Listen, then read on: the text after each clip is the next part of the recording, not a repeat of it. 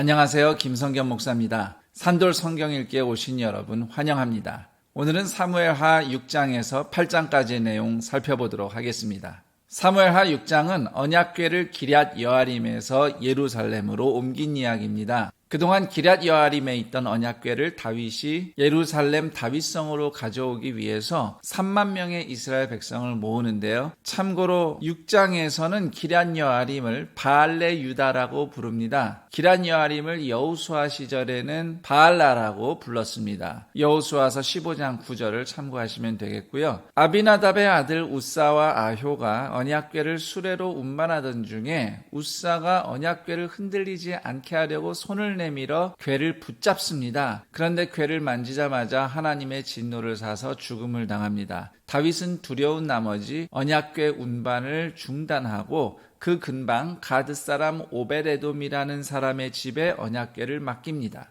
오벳에돔은 역대상 26장을 보면 고라 자손의 레위인인데요. 가드라고 할 때 우리는 그동안 블레셋의 성읍 가드를 기억을 하는데, 이 가드는 단지파 영내의 가드림몬이라고 하는 레위인에게 주어졌던 성읍을 의미합니다. 그런데 언약궤가 오벳에돔 집에 있는 동안 하나님께서 복을 많이 주셨어요. 이 소식을 듣고 안심하고 기뻐하게 된 다윗은 다시 언약궤 운반에 착수합니다. 그리고 언약궤가 예루살렘에 안착하자마자 바로 예루살렘에서 하나님을 향한 예배가 시작됩니다. 그리고 함께 있던 모든 백성에게 음식을 나누어주는 잔치의 기쁨이 넘쳤습니다. 중요한 점 몇 가지를 짚어보자면, 우선 하나는 왕국의 수도인 예루살렘에 언약궤를 두려 한 다윗의 뜻입니다. 예루살렘은 단지 다윗 왕이 통치하는 곳이 아니라 온 이스라엘이 하나님을 경배하는 곳이어야 한다는 것이 다윗의 믿음이었죠. 다윗은 왕이기 전에 예배자이길 원했습니다. 그가 언약궤 앞에서 겉옷이 벗겨지는 줄도 모르고 기뻐 춤추던 모습이 그런 믿음을 잘 보여주고 있습니다. 한편 그런 다윗의 믿음에 무지한 왕비 미갈은 다윗을 업신여긴 벌로 평생 자녀를 낳지 못하게 됩니다. 두 번째로 우사의 죽음입니다. 수레에서 언약궤가 안 떨어지도록 손으로 붙잡은 것이 그렇게 큰 잘못인가, 무섭다, 너무하다는 인간적인 생각이 들 수 있습니다. 그러나 언약궤는 율법에 의하면 레위인만 만질 수 있습니다. 추측컨대 그날 언약궤를 수레에 옮겨 실었기 때문에 그 과정에서 분명 레위인이 작업을 했거나 또는 우사와 그 형제가 직접 운반했다면 언약궤의 채를 만지는 것까지는 허용이 되었을 수 있습니다. 그래서 애당초 사무엘상 6장에서 언약궤를 벳세메스에서 기럇 여아림으로 가져올 수 있었던 것이겠죠. 그러나 여기서 우사는 언약궤의 본체를 만진 것입니다. 그것이 그에게 화를 불러왔죠. 그리고 무엇보다 처음부터 문제가 있었어요. 민수기 4장 15절을 보면 언약궤는 수레에 싣는 것이 아니라 레위인이 채를 어깨에 메고 운반해야 했습니다. 그러나 우사 형제는 사무엘상 6장에 블레셋 사람들이 했던 것처럼 소가 끄는 수레에 언약궤를 실었습니다. 우사는 언약궤를 보호 관리하려고 했어요. 그러나 우사에게 최우선은 언약궤를 잘 보호 관리하는 것이 아니라 하나님의 말씀을 알고 순종하는 일이었습니다. 그리고 7장으로 가면 성전 건축을 사모한 다윗에게 오히려 다윗의 집을 영원히 세우시겠다는 하나님의 약속이 나오고, 더불어서 그 은혜에 감사하는 다윗의 기도가 기록되어 있습니다. 시간이 좀 지나고 나라가 평안해지고 든든한 때에 다윗은 하나님을 위해 성전을 세우고 싶은 마음에 나단 선지자를 통해서 하나님께 여쭙니다. 그러나 하나님께서는 이스라엘 누구에게도 집을 지으라 한 적이 없다. 그 무엇도 내 집이 될 수 없다. 이런 취지로 말씀하시고 대신 하나님께서 다윗의 집을 영원히 세우시겠다고 말씀하십니다. 그러면서 오묘한 예언을 이어가시는데, 다윗의 씨, 다윗의 후손이 하나님의 이름을 위해서 집을 짓게 될 것이다. 이 예언의 내용을 제대로 이해하려면 우리가 몇 가지 알아야 됩니다. 우선 하나는 성전은 하나님을 위한 것이 아니라 사람을 위한 것입니다. 하나님께는 집이 필요 없으십니다. 그 어떤 것도 하나님을 모실 수 없어요. 그런데 하나님은 오히려 성전을 세우시고 그곳에 찾아 내려오셔서 이스라엘 백성을 만나셨습니다.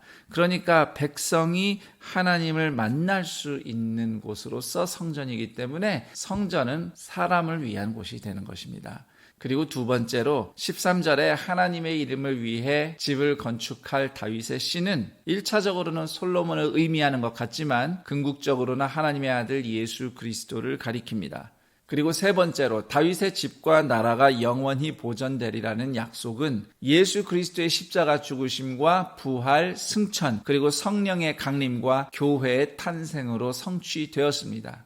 그리고 예수님의 몸된 교회로 살아가는 우리가 다윗이 받은 약속의 성취인 것입니다. 따라서 다윗에게 있어서 사무엘하 7장의 약속은 단순히 자신의 왕국이 영원한 영광을 얻게 될 것이라는 말씀이 아니라 하늘과 땅에 있는 모든 것을 그분 안에서 통일되게 하신 예수 그리스도의 나라 역사에 동참하는 영광을 약속하는 말씀이라고 하겠습니다. 이처럼 그 당시 하나님이 다윗에게 주신 약속에는 예수 그리스도께서 이루실 구원과 하나님의 나라가 담겨 있기 때문에 사무엘하 7장을 다윗 언약이라고 부릅니다. 아브라함 언약, 모세 언약과 같이 예수 그리스도를 통한 구원과 하나님 나라 성취가 담긴 성경 속 핵심 언약이라고 하겠습니다. 8장에는 다윗의 승전 역사가 기록되어 있는데요. 6장에서 블레셋의 공격을 막아낸 다윗은 이제 8장에서 오히려 공격을 합니다. 그리고 블레셋의 항복을 받고 블레셋 성읍을 정복하는데요. 참고로 1절에 메덱 암마라고 불린 성읍은 역대상 18장 1절에는 가드라고 표기되어 있습니다. 그러니까 가드가 메덱 암마인 것입니다. 다윗은 블레셋 외에도 과거 사사시대는 물론 사울왕 시대에 이르기까지 이스라엘을 계속 괴롭혔던 나라들과 싸워 이깁니다. 모압, 소바, 아람, 아말렉, 에돔 등을 항복시켜 평화를 이룹니다. 조금 이해하기 어려운 부분도 없지 않아 있습니다. 한때 다윗의 부모를 도왔던 나라, 그의 증조모의 고향 나라인 모압과 전쟁을 하고 2절처럼 포로의 3분의 2를 처형하는 무시무시한 일을 우리가 다 이해하기는 어렵습니다. 아마 성경에 기록되지 않은 모압의 어떤 도발이 있었을 것으로 추측합니다만 기본적으로 민수기에서 이스라엘을 저주하려 했던 모압을 향한 하나님의 심판 예언은 여전히 유효하며 다윗에 의해서 실행되었다고 말할 수도 있습니다. 그리고 어떤 면에서 국제정세라는 것이 오늘의 동맹이 내일의 원수가 되기도 하고 또 반대로 되기도 하니까요.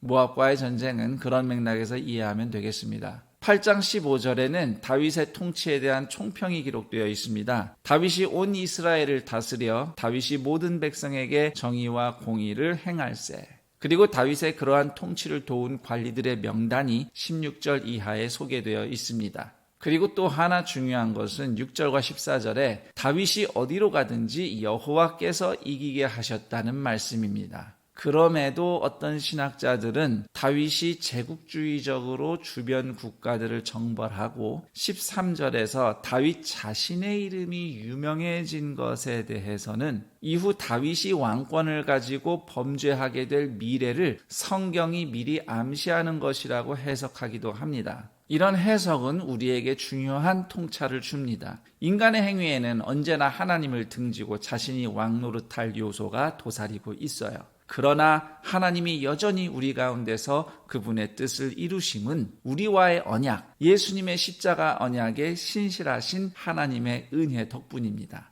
8장은 다윗이 위대하면서도 위험한 인간이었지만 그와 이스라엘을 향한 하나님의 은혜가 훨씬 더 위대함을 보여주고 있습니다. 그럼 전 여기서 인사드리고 내일 그 다음 내용과 함께 여러분 다시 찾아뵙겠습니다. 감사합니다.